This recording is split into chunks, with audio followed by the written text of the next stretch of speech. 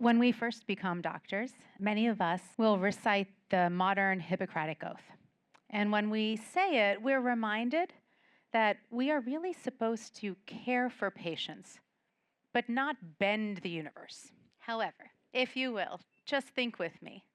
Imagine if we could prescribe time. Now, when we talk about longevity, we're not just talking about more years of life.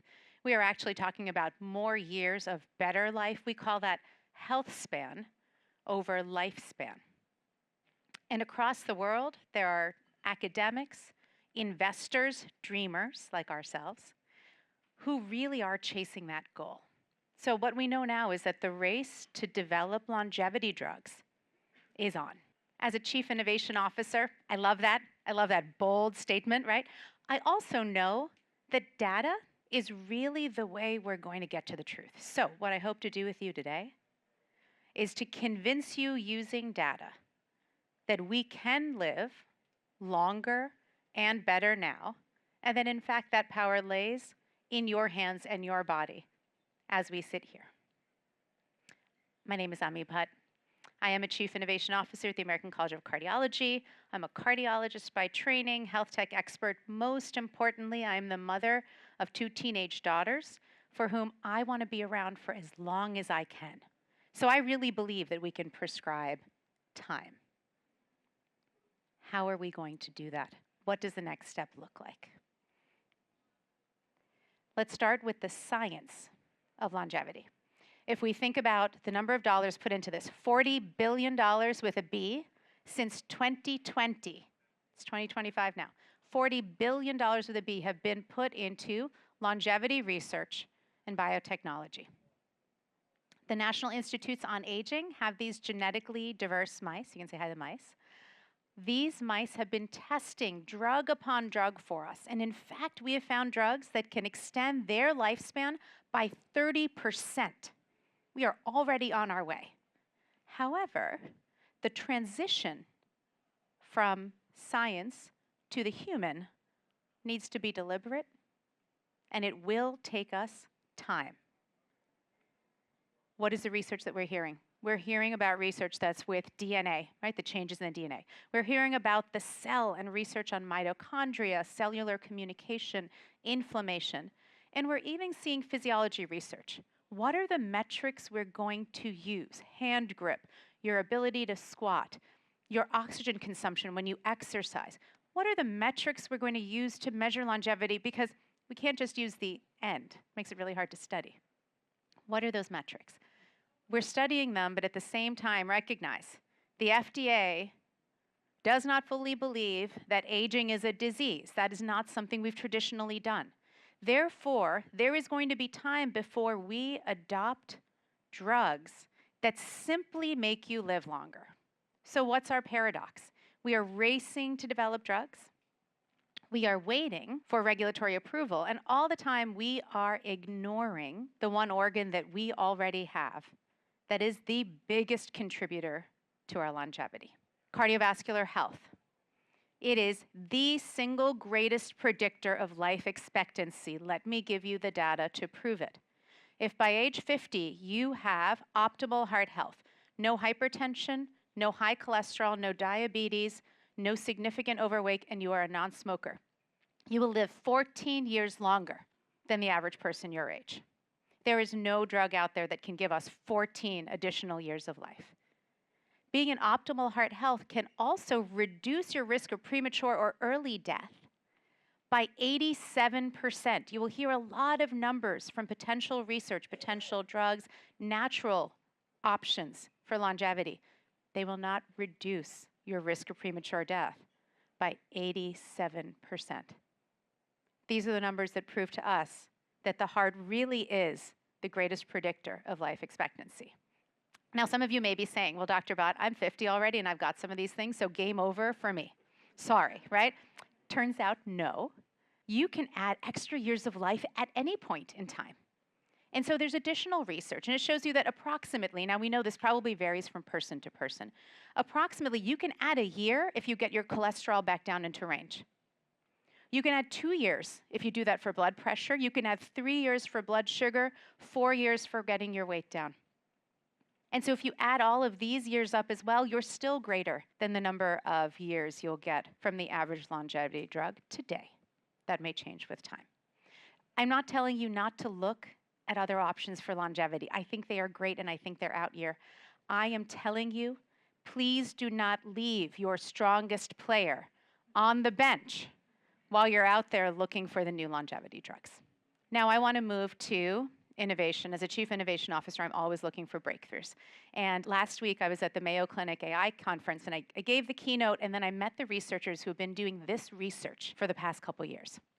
They are looking at the EKG. Now, yes, the EKG tells us about heart health, but their research is AI research, and they are training neural networks through which the EKG can actually give you an estimate of what we're going to call for now your biologic age.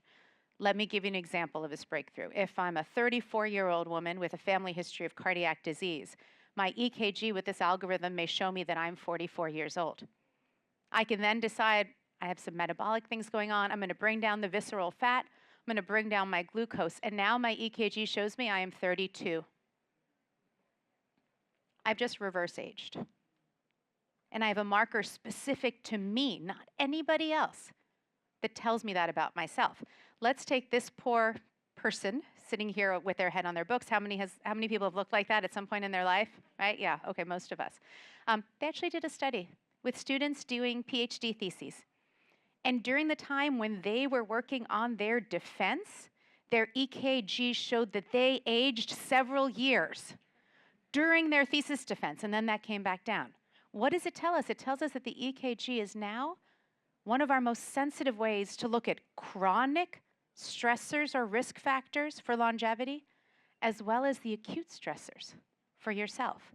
Now, this is still in research phase, but what we do know is that it opens a window into how algorithms are going to help us. And by the way, algorithms are going to get through the FDA faster than biologics. And so we are going to have mechanisms at our fingertips soon that give us a personalized sense of how am I doing? And when I make this change, now what is happening? By the way, it is ubiquitous. It is affordable. It is universal. It can be done in any corner of the globe. And so this, I think, is one of the real breakthroughs. Now, you'll come and say to me, Dr. Bhatt, okay, you're saying reverse aging may be real. I'm saying, yes, it may be real. I do think we need to start with the cardiovascular system right now as our focus point to be able to get there.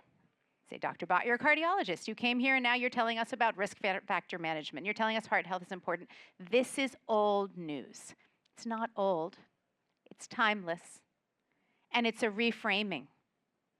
We're not talking about heart health in terms of I'm going to make my heart healthier. We're talking about the heart as actually being a sensor of your potential, as being your own individual opportunity to measure what's going on, to correct it, to get research-proven years added to your life by doing that. Now, there's still those of you that are saying, but Dr. Bhatt, I came here for a life hack. Give me a life hack. I need one. Okay, I will give you a life hack. Take any one of those cardiovascular risk factors, focus on it, and get it into range. Why? Cardiovascular disease is most well known for the halo effect. If you pick one thing about cardiometabolic disease and work on it, it is well proven that you will likely improve all those other markers at the same time. We see this again and again in randomized controlled, way too long studies. And so we know that's true. And if you push me and say, which one? Give me one of those risk factors to manage, I will tell you that 1 out of 2 of you has high blood pressure. Period. It's the truth. 1 out of 2 of you has high blood pressure. The majority of you with high blood pressure actually don't know it right now. So go measure your blood pressure. Use a blood pressure cuff at home, go to your doctor, use a local pharmacy, use any one of the many devices that might be out there that tell you, hey, you may have an issue with blood pressure. And if you're one of those really fit people, maybe not the Olympian, but if you're any one of those really fit people who says, hey, I'm in great shape, I'll tell you, yeah, but you're not immune to aging in the arteries the way it works today until the science comes. And as your arteries age, they stiffen, and stiffening arteries will give you high blood pressure. So you are not immune. You still have to watch that blood pressure. So please go measure it, take care of it.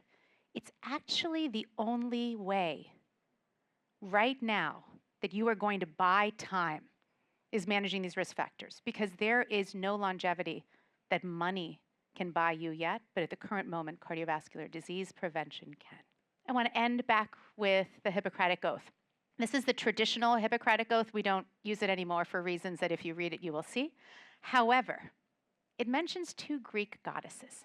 It mentions panacea.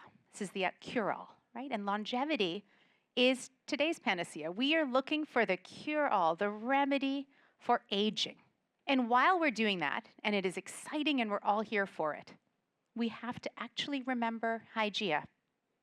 Hygeia was the goddess of health, and she's the one who knew the secret, that in fact, the secret to longevity is to focus on yourself and your body and your mind before you're needing to look for a cure or remedy.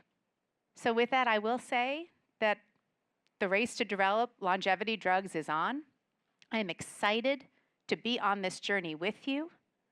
But in the meantime, it actually turns out that the current secret to longevity has been beating inside you the whole time. Please pay attention to it. Thank you.